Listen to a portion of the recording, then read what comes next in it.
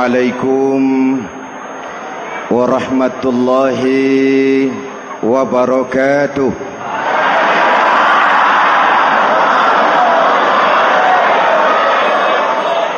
Alhamdulillahi rabbil alamin, wassalatu wassalamu ala ashrafil mursalin, sayyidina wa maulana Muhammadin wa ala alihi wa sahbihi ajmain, amma ba'du.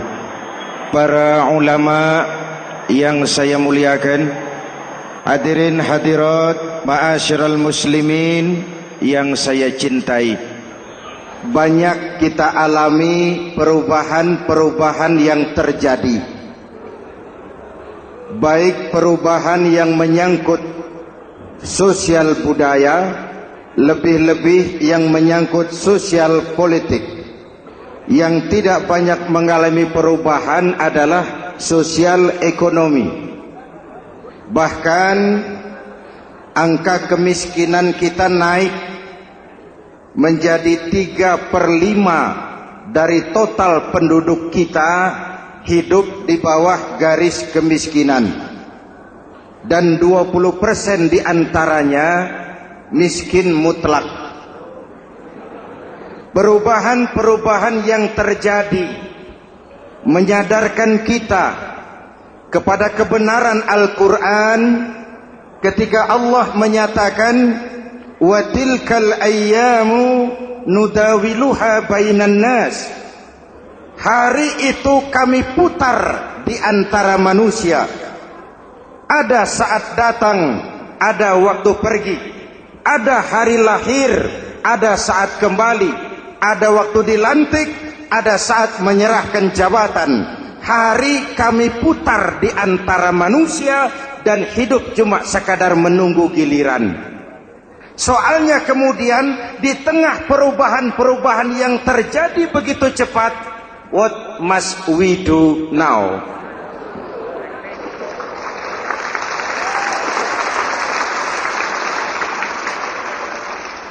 Saya juga nggak ngerti itu. Yang penting kan penampilan.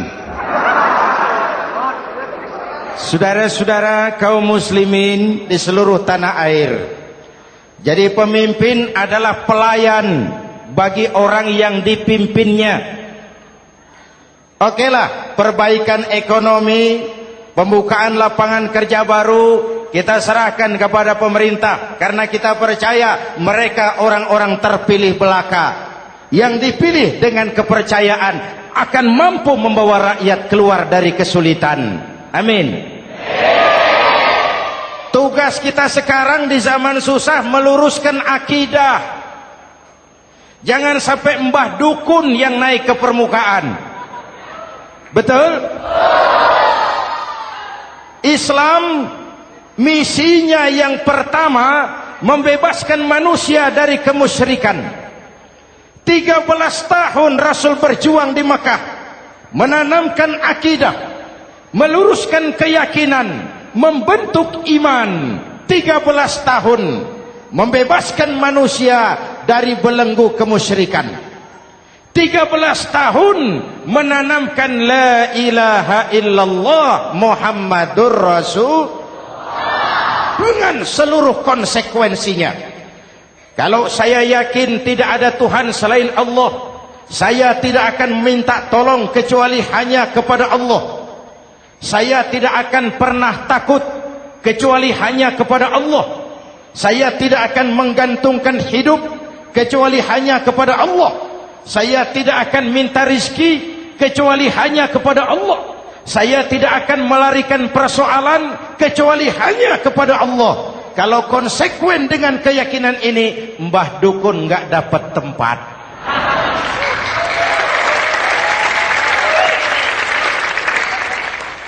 Akur?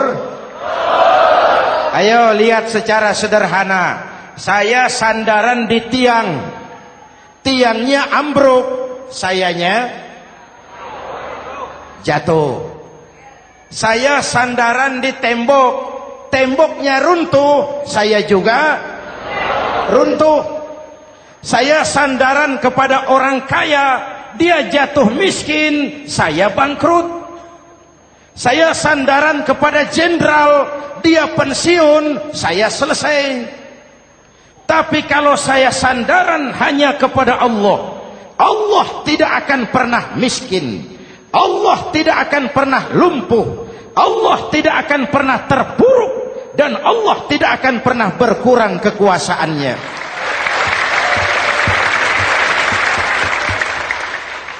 Maka umat Islam, sesulit apapun zaman yang kita hadapi, Allah juga tempat kita bersandar. Jelas? Selama ini kita iman dalam ucapan, tapi sekuler dalam perbuatan. Di masjid ada Allah, di kantor Allah tidak ada, maka korupsi merajalela.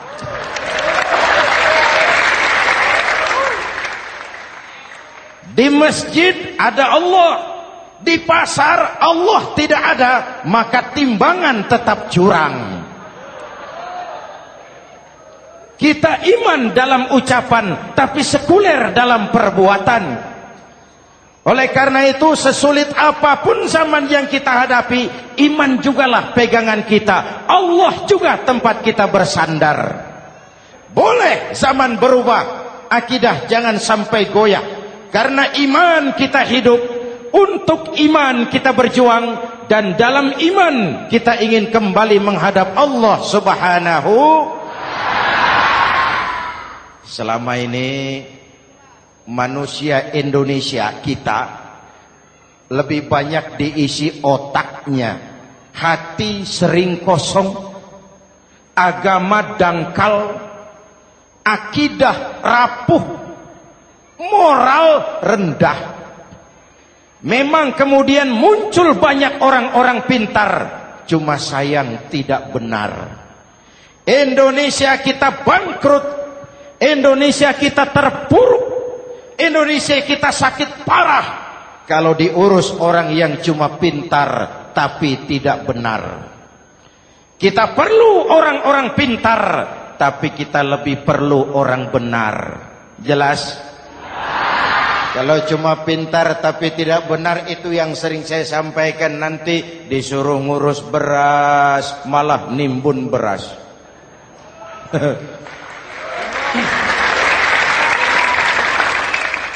Disuruh ngurus laut malah jadi bajak laut. Disuruh ngurus hutan rame-rame jadi orang hutan. Jutaan hektar hutan Indonesia kita ini merupakan kekayaan sumber daya alam kita yang harus digunakan bagi sebesar-besar kemaslahatan rakyat. Yang disuruh ngurus hukum malah bikin hukum seperti pisau, tajam ke bawah, tumpul ke atas. Jangan heran lalu di masyarakat muncul street justice, pengadilan jalanan, sebagai refleksi dari ketidakpuasan melihat sikap hukum yang sangat berpihak. Kalau yang kecil salah, hukum cepat-cepat ditegakkan.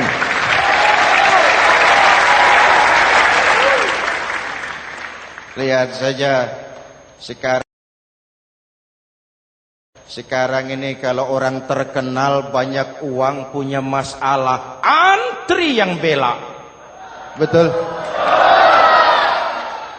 Tapi saudara lihat si Marsinah di Jawa Timur, si Sengkon dan Karta di Jawa Barat, si Udin Bernas wartawan Jogja, terseok-seok mencari keadilan, sampai hari ini urusannya masih remeng-remeng. Kenapa bisa begitu? Jawabannya sederhana, tidak ada fulus. Ada fulus mulus, tidak ada fulus manfus. Betul? Jangan sampai para penegak hukum kita terjebak pada lagu baru, maju tak gentar membela yang bayar. Biar bertentangan dengan nurani, biar bertentangan dengan public opini, biar bertentangan dengan rasa keadilan. Siapa yang bayar, itulah majikan. Mau benar atau salah, belain terus. Kalau seperti inilah hukum kita, mafioso keadilan akan tetap gentayangan. Hadirin yang saya hormati, 13 tahun beliau berjuang di Mekah, meluruskan keyakinan, memantapkan akidah, meneguhkan iman. Dari situ segalanya dimulai, dan ke situ segalanya akan menuju. Intan paling mahal, mutiara paling berharga, tidak lain adalah nilai-nilai keimanan. Kalau itu sudah tergadai, apalagi yang bisa kita banggakan dalam kehidupan ini? Kita merasa harta kita berharga, belum ada artinya ketimbang iman. Kedudukan kita punya nilai pun belum ada artinya ketimbang dengan nilai-nilai keimanan. Itu intan paling mahal, itu mutiara paling berharga. Harta baru ada manfaatnya kalau dilandasi dengan iman. Jabatan dan kedudukan baru terasa gunanya kalau dilandasi dengan keimanan. Kalau jabatan lepas dari iman, yang akan lahir Fir'aun baru. Jelas? Kalau harta terlepas dari iman, yang akan muncul adalah konglomerat Korun. Kalau ilmu pengetahuan terlepas dari nilai dasar keimanan, maka yang akan muncul adalah ilmuwan pelacur yang menyalahkan yang benar, membenarkan yang salah untuk kepentingan pribadi. Dan kondisi seperti itu tidak akan membuat kita makin sehat. Oleh karena itu, pada kesempatan ini, pesan pertama saya, menghadapi zaman susah, tetap jaga akidah. Tetap pelihara keyakinan. Kesulitan bukan untuk ditakuti, untuk diatasi. Hidup adalah kerja keras, bukan keajaiban. Perubahan tidak akan datang hanya dengan simsalabim abragadabra. Perubahan tidak akan muncul hanya dengan berandai-andai. Perubahan tidak akan turun dari langit seperti turunnya embun di waktu malam. Perubahan adalah kerja keras. Sehingga Al-Quran membimbing kita, innallaha la yughayyiru ma biqaumin hatta yughayyiru ma bi anfusihim. Allah tidak akan mengubah keadaan suatu bangsa kalau mereka tidak mau mengubah apa yang ada di dalam diri mereka. Yang ada di dalam diri itu rule of thinking, state of mind, cara kita berpikir, cara kita memandang kehidupan, cara kita mengatasi persoalan. Hadirin yang saya hormati, inilah iman. Berangkat dari ini kita menyadari, ini ujian buat kita rakyat. Dan kita rakyat Indonesia ini kalau sama susah sih sudah kenyang. Ya Pak? Ya Pak? Kita ini sebagai bangsa mengalami apa yang disebut oleh Bung Karno up and down. Naik, turun, timbul, tenggelam, pasang, surut. 350 tahun dijajah oleh Belanda, kita susah. Berangkat Belanda, masuk Jepang, susah lagi. Pergi Jepang, datang nikah, susah lagi. Lalu kita merdeka, dirongrong oleh berbagai pemberontakan, susah lagi. Makan bulgur, antri minyak. Lalu PKI berontak, susah lagi. Muncul orde baru, lama-lama susah lagi. Orde baru selesai, naik reformasi, mulai repot nasi, susah lagi.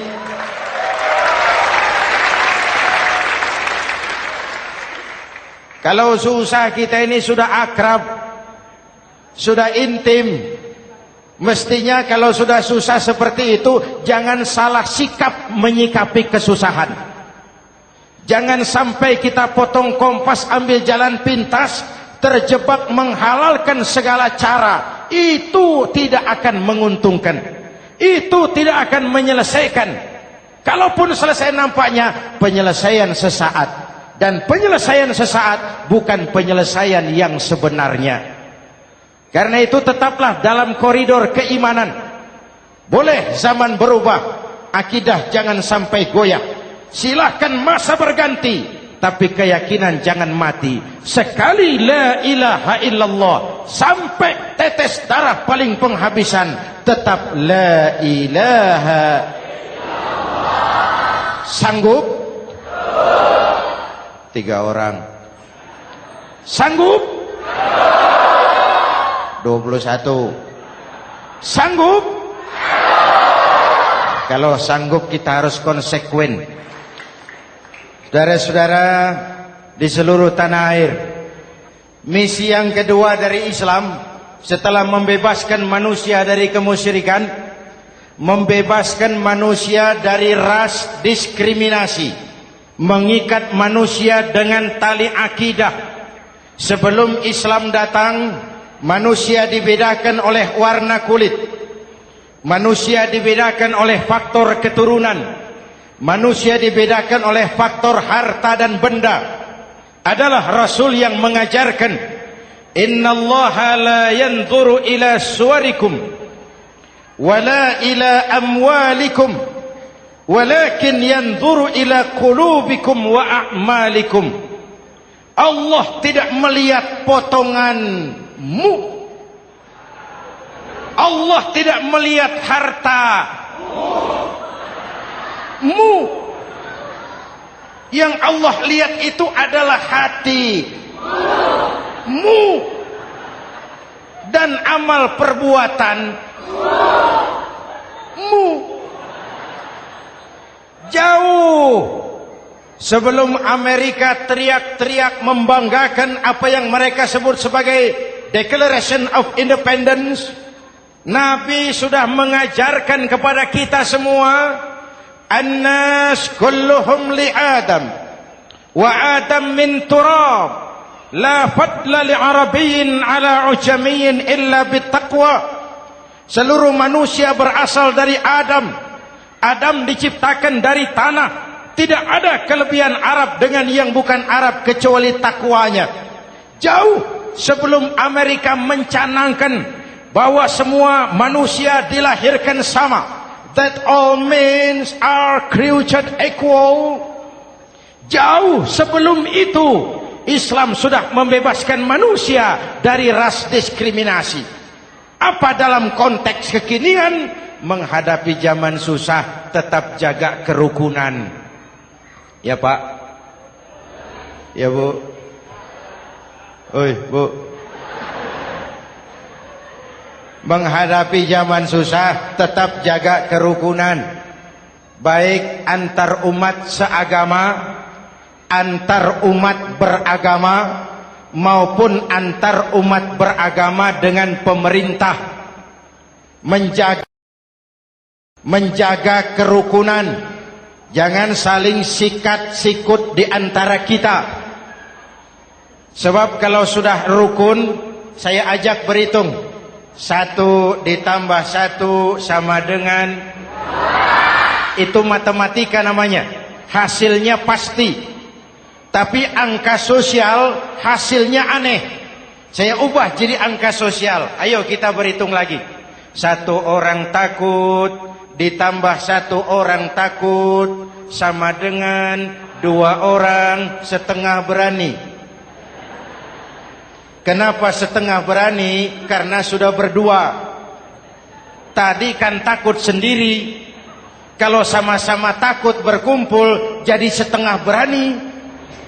Kalau ditambah 1 orang takut lagi, 1 orang takut ditambah 1 orang takut ditambah 1 orang takut sama dengan 3 orang berani. Kenapa jadi berani? Karena sudah bertiga. Kita yang lemah, kita yang marginal, kita yang dikucilkan, bahkan kita yang dilecehkan, kalau mau rukun kita akan kuat dan tidak bakal dipermainkan orang.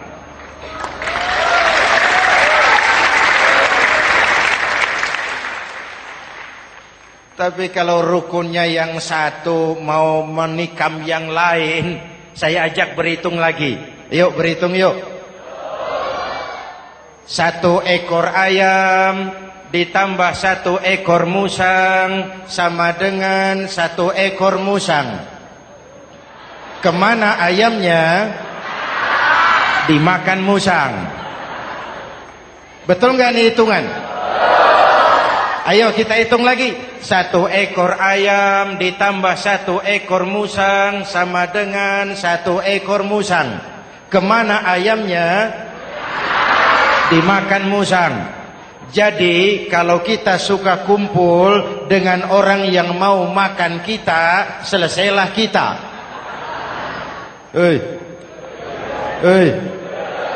Maka kalau merasa kita ini ayam, yuk kumpul sama-sama ayam, pulang ke kandang ayam.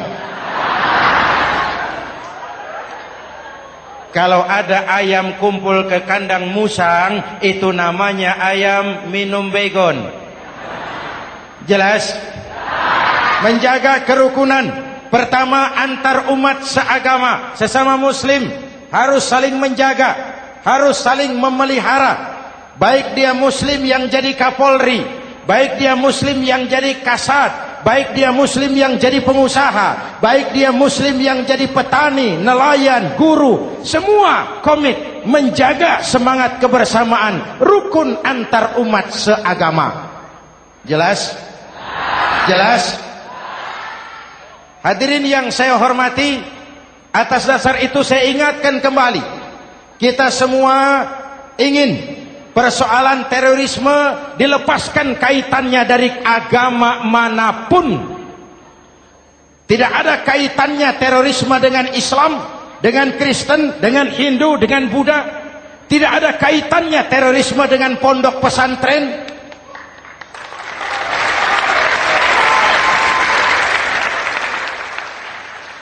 Jangan sampai pesantren jadi kambing hitam. Karena sejak zaman penjajahan, pesantren sudah terbukti memberikan kontribusi bagi perjuangan memerdekakan rakyat Indonesia. Rukun antar umat seagama. Yang kedua, rukun antar umat beragama. Islam ini rahmatan lil alamin. Jangankan manusia walaupun berbeda agama, binatang saja dihormati. Ada hadis, fa iza zabahtum fa ahsinuz zibhata. Kalau kamu menyembelih hewan, sembelihlah dengan cara yang terbaik. Jangan menyembelih ayam dengan pisau tumpul. Itu namanya tidak berperi kebinatangan.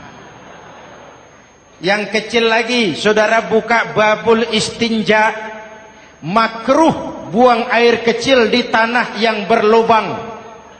Sebab apa? Pertama, menjaga kesehatan. Siapa tahu di lubang yang saudara buang air kecil itu ada gas beracun. Kalau tidak, melindungi binatang yang ada di dalam lubang. Siapa tahu di lubang yang saudara buang air kecil itu ada semut sedang rapat membahas terorisme. Apa dosanya lalu mati dikencingi? Ini namanya rahmatan lis semut. Binatang saja dilindungi. Maka perbedaan agama tidak harus menyebabkan kita bertolak belakang. Perbedaan agama bukan alasan untuk saling bermusuhan. Apalagi kita sudah menyadari tentang kemajemukan kita, tentang kebinekaan kita, tentang keragaman kita. Rukun antar umat beragama. Saling menghormati, saling menghargai, tapi tetap dalam batas lakum dinukum. Lalu rukun antar umat beragama dengan pemerintah. Hadirin yang saya hormati, yang benar kita dukung, yang salah kita perbaiki dan kita tegur menurut cara-cara yang diajarkan oleh agama kita. Dan sholat berjamaah, pendidikan bernegara yang paling bagus. Tadi kita sholat ada imam, ada makmum, betul? Makmum wajib ikut imam kalau imam benar sholatnya. Rakyat wajib ikut pemimpin kalau pemimpin benar mimpinnya. Masyarakat Islam ini loyal. Masyarakat Islam ini bukan pemberontak. Masyarakat Islam ini taat dan setia. Kapan? Kalau imamnya benar. Imam takbir, makmum. Imam ruku, makmum. Imam i'tidal, makmum. I'tidal. Imam sujud, makmum. Tapi kalau imam keliru, mestinya imam ruku malah sujud. Salah imam ini. Tegur. Siapa yang wajib negur? Makmum yang saf terdepan. Anggota DPR.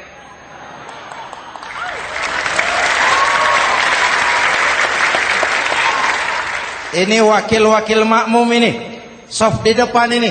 Kalau imam keliru mereka paling tahu. Ngomong. Tegur. Bagaimana negurnya? Ada aturan main. Mestinya ruku, imam sujud. Salah ini imam. Subhanallah. Kan begitu negurnya. Betul? Tidak boleh juga imam keliru, makmum emosi. Main pegang. Weh, makmum salah. Hoi, hoi. Kacau solat. Betul? Anggota dewan ini, saf di depan. Itu kalau imam keliru. Satu saat imam buang angin. Namanya manusia bisa buang angin toh. Apa makmum lalu berkata, demi kesetiaan saya kepada imam, imam buang angin, saya lebih keras lagi. Itu namanya fanatisme buta, loyalitas yang goblok. Imam buang angin, minggir. Iyyaka na'budu wa iyyaka nasta'in. Sampai situ imam buang angin, minggir imam. Lalu saf yang di depan maju. Tidak usah bikin solat baru, teruskan pekerjaan imam. Ihdinas siratal mustaqim. Teruskan. Kenapa? Kalau bikin solat baru lagi, nanti buang angin lagi. Bikin lagi solat. Kapan selesainya solat? Kapan selesainya membangun negara ini? Yang penting imam tahu diri, buang angin, minggir.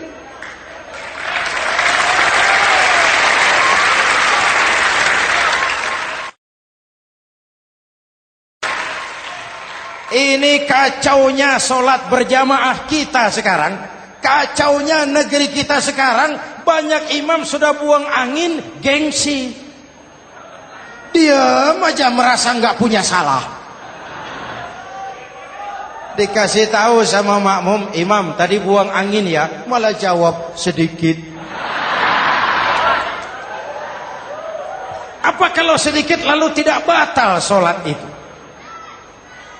Mekanisme kehidupan sosial yang diatur lewat tuntunan solat berjamaah. Sehingga Nabi berpesan, kun imaman muta'an au ma'muman muti'an fala takun thalisan jazu'a.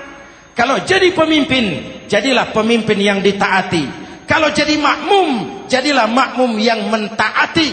Jangan jadi golongan ketiga pemecah belah. Di depan tidak jalan, di belakang takut, ditaruh yang di tengah, di depan didorong, yang belakang ditendang.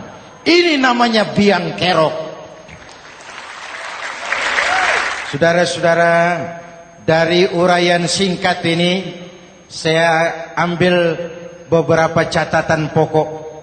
Pertama, kalau ada intan paling mahal, kalau ada mutiara paling berharga dalam hidup kita, itu tidak lain adalah karena keyakinan.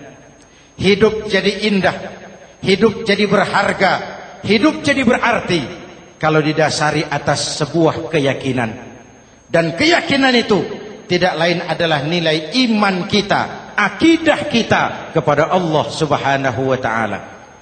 Yang kedua, tetap menjaga kerukunan. Sesulit apapun zaman yang kita hadapi, kita tetap harus menjaga semangat kebersamaan. Kita harus tetap menjadi lem perekat yang menjaga keutuhan, baik sebagai bangsa maupun sebagai umat. Perbedaan adalah wajar, harus dihormati sebagai ciri kehidupan berdemokrasi. Tapi jangan perbedaan menjadi sebab kita bermusuhan, dan jangan perbedaan menyebabkan kita saling berpecah belah. Hormati perbedaan, jangan perbedaan dipandang sebagai permusuhan. Dengan akidah yang kuat dan kebersamaan yang kokoh, ayo kita hadapi kesulitan, kita atasi kesulitan, dan dengan kerja keras untuk menyongsong hari esok yang lebih pasti. Mari kita Fatihah. Semoga Allah memelihara kita bangsa Indonesia. Ala hadhihi niyah wa ila hadratin Nabi. Al-Fatihah.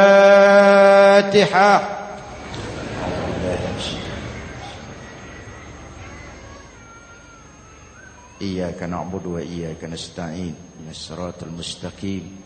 Siratal ladzina an'amta 'alaihim. Bismillahirrahmanirrahim. Amin. Alhamdulillah Rabbil Alamin. Allahumma salli wa sallim mubarak ala Sayyidina Muhammadin wa ala alihi wa sahbihi ajma'in. Allahumma Rabbana taqabbal minna salatana wa siyamana wa qiyamana wa takhashu'ana wa ta'abbudana wa tammim taksirana ya arhamar rahimin. Allahumma aslih man fi salahihi salahul muslimin. Allahumma ahlik man fi halakihi salahul muslimin. Allahumma Rabbana la tu'akhizna in nasina aw akhtana. Rabbana wa la tahmil alaina isran kama hamaltahu ala alladhina min qablina. Rabbana wa la tuhammilna ma la taqata lana bih wa'fu 'anna waghfir lana warhamna anta maulana fansurna 'alal qaumil kafirin. Allahumma ij'alna minas su'ada'il makbulin wa la taj'alna minal ashqiya'il mardudin. Afdalu ma qultuhu ana wan nabiyyuna min qabli. La ilaha illallah.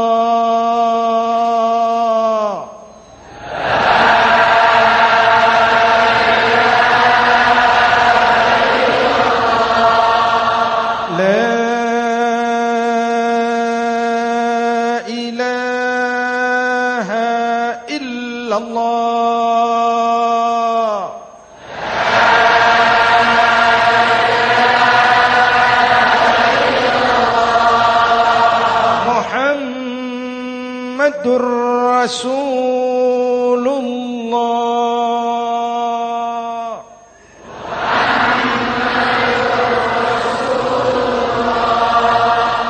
Sallallahu alaihi wa alihi wa sallam. Kalimatu haqqin 'alaiha nahya wa 'alaiha namut wa 'alaiha wa biha nub'atsu insyaallah minal aminin minal aminin minal aminin rahmatika ya arhamar rahimin.